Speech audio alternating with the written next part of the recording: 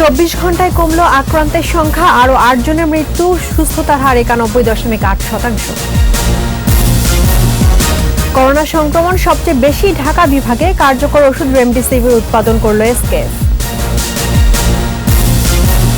এবং বিভিন্ন অজুহাতে রাজধানীতে ঢুকছে মানুষ, তৎপর আইন শৃঙ্খলা রক্ষাকারী বাহিনী, কাল খুলছে শপিং মল, দোকানপাট।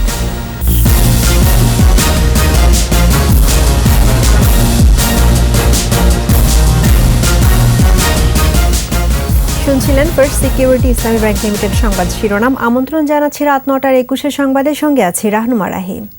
দর্শক, 21 টেলিভিশনের সংবাদ একই সাথে সরাসরি দেখতে পাবেন আমাদের ফেসবুক পেজ www.facebook.com/2124 অনলাইনে। আগের দিনের তুলনায় কমেছে করোনা আক্রান্তের সংখ্যা। 24 ঘন্টায় শনাক্ত হয়েছে 636 জন এবং মারা গেছে 8 জন। এ নিয়ে আক্রান্তের সংখ্যা বেড়ে 13,770 এবং প্রাণহানি 214, সুস্থ 2,414 জন। স্বাস্থ্য অধিদপ্তর বলছে, সমাপ্ত ঘটনার বিবেচনায় দেশে সুস্থতার হার 91.8% এবং মৃতের হার 8.2%, আর শনাক্ত বিবেচনায় মৃত্যুর হার মাত্র 1.5%। বিস্তারিত স্মৃতি মণ্ডলের রিপোর্টে। স্বাস্থ্য অধিদপ্তরের নিয়মিত বুলেটিনে জানানো হয়, দেশের 35টি ল্যাবে 5,465 জনের নমুনা পরীক্ষায় 636 জনের দেহে কোভিড-19 শনাক্ত হয়েছে। মারা গেছেন আরও 8 জন, সবাই পুরুষ। নতুন করে 313 জন সহ এ পর্যন্ত সুস্থ হয়েছেন 2,414 জন। 24 ঘন্টায় সুস্থ হয়েছেন 313 জন।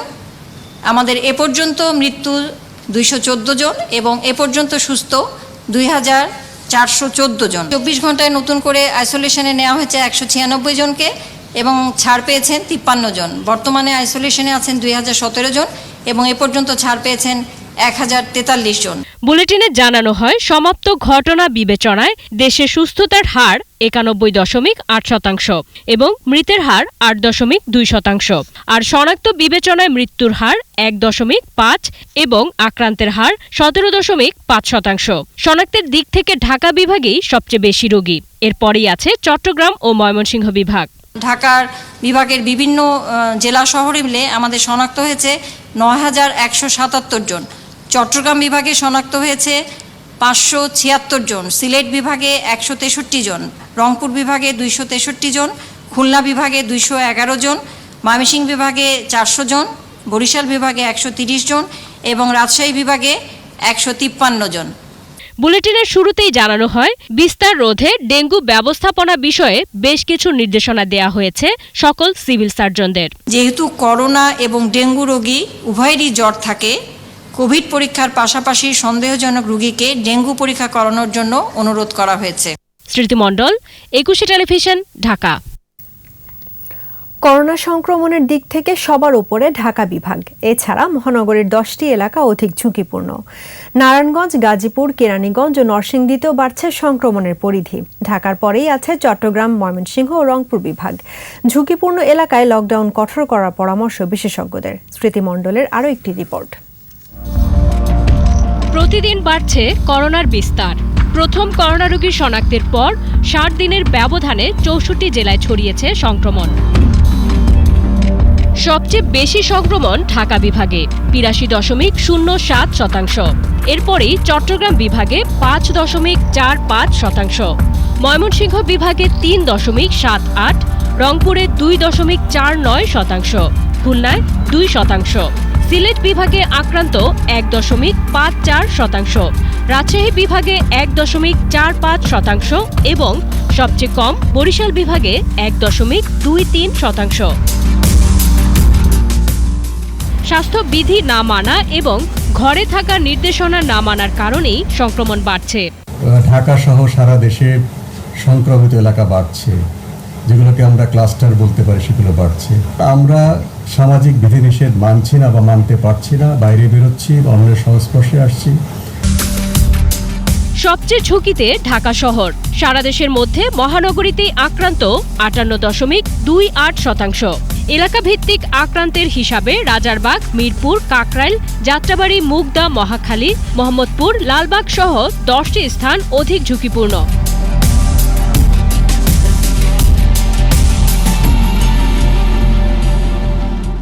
সংক্রমণ ঝুঁকিতে ঢাকা বিভাগের নারায়ণগঞ্জ, গাজীপুর, কিশোরগঞ্জ ও নরসিংদী। সংক্রমণ রোধে এখনই আরও কঠোর হওয়ার পরামর্শ বিশেষজ্ঞদের। বাস ভাড়া করে যাচ্ছে, এমনকি নৌকাতে গোপনে পালায় পালায় এক জেলার লোক আরেক জায়গায় যাচ্ছে। এতে কিন্তু রোগটা যেখানে ছিল না ওখানেও ছড়ায় যাচ্ছে। এই ব্যাপারেও মনে হয় সরকারের আরেকটু সতর্ক অবস্থান নিতেই হবে। আইন শৃঙ্খলা বাহিনী আরও সতর্ক হতে হবে, যেন আক্রান্ত জেলা থেকে কোনো লোক বের হয়ে অন্য জেলায় না যেতে পারে। স্মৃতি মণ্ডল, 21 টেলিভিশন, ঢাকা। করোনা প্রতিরোধে কার্যকর ওষুধ রেমডেসিভির উৎপাদন করেছে এসকেএফ ফার্মাসিউটিক্যালস। ওষুধ প্রশাসন অধিদপ্তরের কাছে এসকেএফ উৎপাদিত রেমিভির ওষুধটি জমাও দেওয়া হয়েছে। চূড়ান্ত অনুমোদন পেলে শুরুতেই কোভিড হাসপাতালে দেওয়া হবে ওষুধটি। প্রতিটি ওষুধের দাম পড়বে 5,500 টাকা। তৌহিদুর রহমানের রিপোর্ট। করোনা ভাইরাস জনিত কোভিড-19 বিশ্বব্যাপী এ পর্যন্ত মারা গেছে 2,76,000 মানুষ। আক্রান্তের সংখ্যা ছাড়িয়েছে 40 লাখ। এ অবস্থায় করোনা চিকিৎসায় ওষুধ ও প্রতিষেধক আবিষ্কারে চলছে বিস্তর গবেষণা। সম্প্রতি মার্কিন প্রতিষ্ঠান গিলেড সায়েন্সেস কোম্পানির তৈরি রেমডেসিভির ব্যাপক সাড়া ফেলে করোনা চিকিৎসায় ওষুধটি ব্যবহারের অনুমতিও দিয়েছে যুক্তরাষ্ট্র।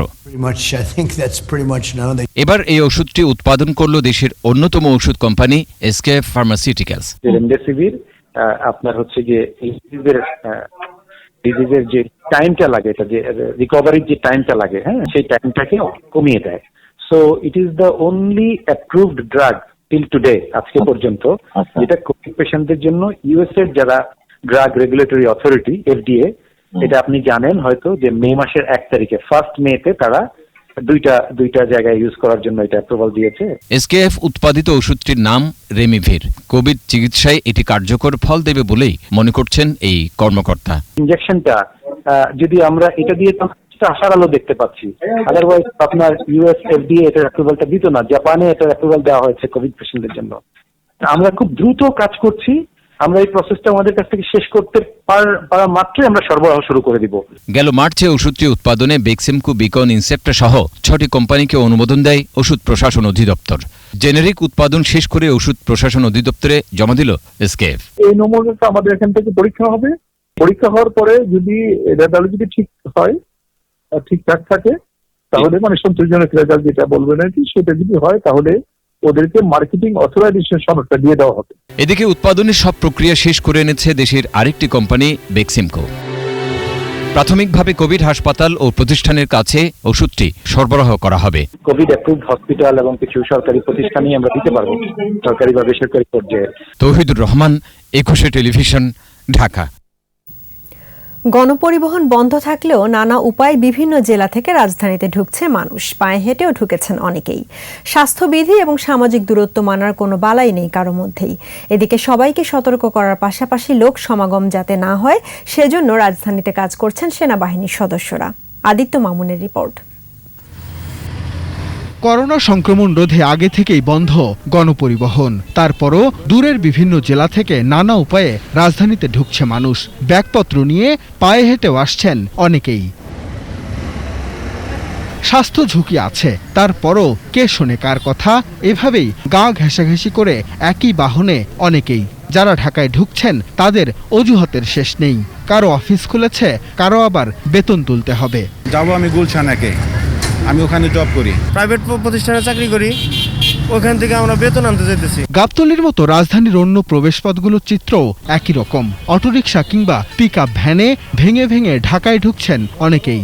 চালকরা বলছেন পেটের দায়েই পথে নামতে হয়েছে তাদের। দীর্ঘ 2 মাস ধরে আমরা কিছু খাওয়ার কিছু খাইতে না স্যার। আমার বাসায় দেখতে পারেন, আমার বাসায় চাউল কিছু নেই। প্রবেশ পথগুলোতে পুলিশ মোতায়েন থাকলেও নিয়ন্ত্রণমূলক কোনো ব্যবস্থা ছিল না। আমাদের রুটিন ওয়ার্ক আমরা নিয়মিত করে যাচ্ছি। গার্মেন্টস রিলেটেড গাড়িগুলো এবং রোগী রিলেটেড গাড়িগুলো আমরা এক্সকিউজ করি। এদিকে রাজধানীতে যাতে জনসমাগম না হয় সেজন্য টহল আছে সেনাবাহিনীর। সামাজিক সচেতনতায় কাজ করছেন তারা। আমরা সর্বাত্মক চেষ্টা করছি কোথাও যেন মানুষের অপ্রয়োজনীয় জটলা না তৈরি হয়। এরপরেও প্রয়োজনে যারা ঘরের বাইরে আসছেন তাদেরকে মাস্ক পরা এবং একে অন্যের থেকে সামাজিক যে দূরত্ব মেনে চলার কথা তা নিশ্চিত করছি। খুব দরকার ছাড়া বাইরে বের না হতেও জনগণকে অনুরোধ করছেন সেনা সদস্যরা। আদিত্য মামুন, 21 টেলিভিশন, ঢাকা। ঈদ সামনে রেখে কাল খুলছে রাজধানীর শপিং মল ও দোকানপাট। রাজধানীর বিভিন্ন মার্কেটে চলছে পরিষ্কার পরিচ্ছন্নতার কাজ। স্বাস্থ্যবিধি মেনে ব্যবসা প্রতিষ্ঠান খোলা হচ্ছে বলে জানিয়েছে প্রশাসন। বিস্তারিত জানাচ্ছেন সাইদুল ইসলাম। করোনা সংক্রমণে প্রায় 2 মাস পর ঈদকে সামনে রেখে আগামীকাল থেকে খুলতে যাচ্ছে রাজধানীর অনেক শপিং মল ও দোকান। গেল সপ্তাহে সীমিত পরিসরে দোকানপাট ও শপিং মল খোলার প্রজ্ঞাপন জারি করা হয়। সকাল 10টা থেকে বিকেল 4টা পর্যন্ত খোলা রাখতে পারবে দোকানেরা। তবে স্বাস্থ্য ঝুঁকির কথা চিন্তা করে রাজধানীর বড় শপিং মলগুলো বন্ধ রাখার ঘোষণা দিয়েছে কর্তৃপক্ষ। বসুন্ধরা, যমুনা, নিউ মার্কেট, মৌচাক মার্কেট, ফরচুন মার্কেট সহ অনেক বড় মল খুলছে না। তবে বেইলি রোড ও এলিফ্যান্ট রোড সহ বিভিন্ন এলাকার লোকাল ব্র্যান্ডের আউটলেট খুলছে রোববার থেকেই। যতগুলো ব্র্যান্ড আছে সবগুলোই খুলে ফেলবে। স্বাস্থ্যবিধি মেনে আমাদের শোরুম খোলা থাকবে। এছাড়া রাজধানীর বিভিন্ন এলাকায় শপিং মল পরিষ্কার পরিচ্ছন্ন করা হচ্ছে। তবে অনেক মালিক দোকান না খোলার পক্ষে। আগে বাঁচন, তারপরে টাকা পয়সা, না বাঁচলে টাকা দিয়ে কি করবো? ফ্লোরগুলো যতগুলো আছে আমরা সবগুলোকে ভালো মতন পরিষ্কার করছি পানি দিয়ে এবং আপনার ব্লিচিং পাউডার দিচ্ছি। যথাযথভাবে স্বাস্থ্যবিধি মেনে দোকান খুলতে পারবেন ব্যবসায়ীরা, এমন বক্তব্য মহানগর দোকান মালিক সমিতির। আইন শৃঙ্খলা বাহিনীর যে স্বাস্থ্য অধিদপ্তরের দেওয়া নীতিমালা রয়েছে, দুটাকে সমন্বয় রেখে আপনি চলতে পারবেন, এতে কারো কোনো আপত্তি থাকার কথা নয়। পুলিশ বলছে স্বাস্থ্যবিধি মেনেই ব্যবসা করতে হবে। প্রবেশ পথ এবং বাহিরের পথ অবশ্যই আলাদা হতে হবে। জীবাণুমুক্ত করার প্রক্রিয়া অবশ্যই অবলম্বন করতে হবে। ক্রয় এবং বিক্রয়ের ক্ষেত্রে সকলেই দায়িত্বশীল আচরণ করবেন। সাইদুল ইসলাম, 21 টেলিভিশন, ঢাকা। ভিন্ন প্রেক্ষাপটে ঈদে শপিং না করে অসহায় দরিদ্র ও কর্মহীনদের মাঝে অর্থ বন্টন করতে নেতাকর্মীদের আহ্বান জানিয়েছেন আওয়ামী লীগের সাধারণ সম্পাদক ওবায়দুল কাদের। এ সময় গুজব ও অপপ্রচার ভাইরাসের চেয়েও ভয়ঙ্কর বলে মন্তব্য করেন তিনি। সরকারি বাসভবন থেকে নিয়মিত ভিডিও বার্তায় তিনি এ আহ্বান জানান। আমি বাংলাদেশ আওয়ামী লীগের সকল পর্যায়ের নেতাকর্মীদের ঈদের শপিং না করে এর অর্থ অসহায় দরিদ্র কর্মহীন জনগণের মাঝে বন্টনের আহ্বান জানাচ্ছি। ঈদের কেনাকাটা সংযম ও পরিমিতিবোধ বজায় রাখার জন্য আমি বিত্তবান ও ধনাঢ্য ব্যক্তিবর্গের প্রতি আহ্বান জানাচ্ছি। এবার আমাদের বিশেষ আয়োজন আসুন বাংলাদেশে।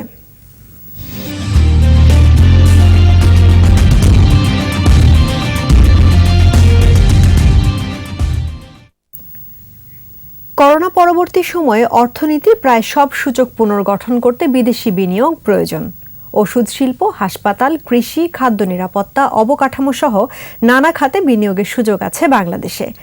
যেসব কোম্পানি চীন থেকে বিনিয়োগ সরিয়ে নিচ্ছে তাদেরকে বাংলাদেশে আনতে সার্বিক প্রস্তুতি নেওয়া হচ্ছে। তৌহিদুর রহমানের 3 পর্বের ধারাবাহিক রিপোর্টের আজ দেখুন দ্বিতীয় পর্ব। করোনার কারণে কঠিন সময় অতিক্রম করছে বিশ্ব অর্থনীতি। সম্পদশালী রাষ্ট্রগুলোর অর্থনীতিতেও বড় ধাক্কা লেগেছে। এর ফলে হ্রাস পাবে রেমিটেন্স প্রবাহ, দেশে বাড়ছে বেকারত্বের আশঙ্কা, নাজুক পরিস্থিতির শঙ্কা ব্যবসা বাণিজ্যেও। এমন অবস্থায় দেশের অর্থনীতির চাকা সচল করতে বিদেশি বিনিয়োগের তাগিদ দেন সিপিডির এই গবেষক। যারা অঙ্গীকারনামা ও স্বাক্ষর করেছেন তাদেরকে আমরা মনে করি যে বিডা এবং এসিজের কর্তৃপক্ষ থেকে তাদেরকে তাগাদা দেওয়া, যাতে দ্রুততর সময়ে তারা তাদের প্রথম ভাগের বিনিয়োগের কাজটি যেন করোনা পরবর্তী সময়কালে শুরু করেন। সেটার ফলে এখানে যেমন উৎপাদনে তা ভূমিকা রাখবে, কর্মসংস্থানের ভূমিকা রাখবে। এই মুহূর্তে বেশ কয়েকটি খাতে বিনিয়োগের সুযোগ আছে বলে জানিয়েছেন পরিকল্পনা মন্ত্রী। ফার্মাসিউটিক্যাল যে আসতে পারে, ভালো, আমাদের একটা বেশ পরিচিত হয়ে গেছে সারা বিশ্বে।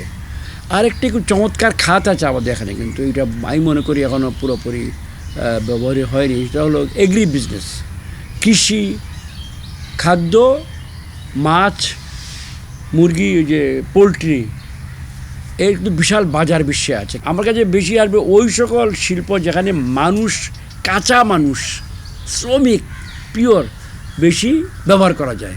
বিনিয়োগের জন্য চীনের বিকল্প দেশ এখনও তৈরি হয়নি, তাই বাংলাদেশের সামনে অপার সম্ভাবনা, এমন মন্তব্য করে অর্থনীতি ও বাণিজ্য বিশ্লেষকদের তাগিদ সক্ষমতা বাড়ানোর। আমলাতন্ত্রের জটিলতা কাটিয়ে উঠে যে ধরনের একটা অবস্থা থাকার কথা, প্রাতিষ্ঠানিক যে অবস্থা থাকার কথা, সেদিক থেকে বাংলাদেশ কিন্তু অনেক পিছিয়ে আছে। যেখানে এক জায়গায় যাবে 3-4 মিনিস্ট্রির লোকজন নিয়ে বসবে, বড় বড় ইনভেস্টমেন্ট যেগুলি আসবে ধরেন অন দি স্পট বসে কোথায় কি সব ফাইনাল শেষ এরকম করেন, দেখবেন যে কীভাবে ইনভেস্টমেন্ট আসে। এমবিআর ও বাংলাদেশ ব্যাংক সহ সংশ্লিষ্ট দপ্তরগুলোর সমন্বয় বাড়ানোর তাগিদও দেন তারা। তৌহিদুর রহমান, 21 টেলিভিশন, ঢাকা। এ পর্যায়ে সোশ্যাল ইসলামী ব্যাংক লিমিটেড বাণিজ্য সংবাদ।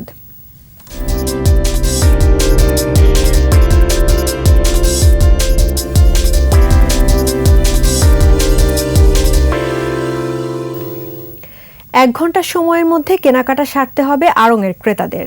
অনলাইন সংবাদ সম্মেলনে দেশীয় পণ্যের প্রতিষ্ঠানটি জানান, রোববার থেকে তাদের 21টি আউটলেটের মধ্যে 17টি খুলবে। ভিড় এড়াতে অনলাইনে নাম নিবন্ধন করে প্রবেশ করতে হবে ক্রেতাদের। মোবাইলে যাওয়া কনফার্মেশন মেসেজ দেখিয়ে আউটলেটে প্রবেশ করতে হবে। আর কেনাকাটার জন্য সময় পাবেন মাত্র 1 ঘন্টা। করোনা ঝুঁকি এড়াতে থাকছে না পোশাক ট্রায়ালের সুবিধা। আর প্রবেশের সময় শরীরের তাপমাত্রা মাপা এবং হ্যান্ড স্যানিটাইজারের ব্যবস্থা থাকছেই।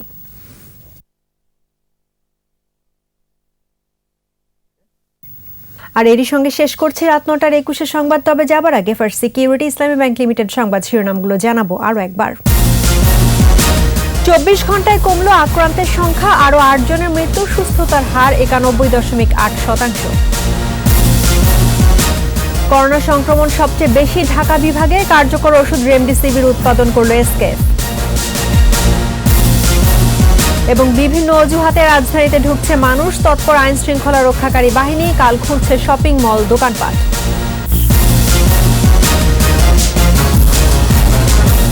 দর্শক, 21-এর সর্বশেষ খবর জানতে ডায়াল করুন 2021 নম্বরে, আর ভিজিট করুন 21tv.com এই ওয়েবসাইটে। এছাড়া ফেসবুকে লগ ইন করতে পারেন facebook.com/2124 অনলাইনে। এতক্ষণ সঙ্গে থাকার জন্য ধন্যবাদ। আমাদের পরবর্তী সংবাদ রাত 11টায় দেখার আমন্ত্রণ রইল। ঘরে থাকুন, সুস্থ থাকুন, নিরাপদে থাকুন, 21-এর সঙ্গেই থাকুন।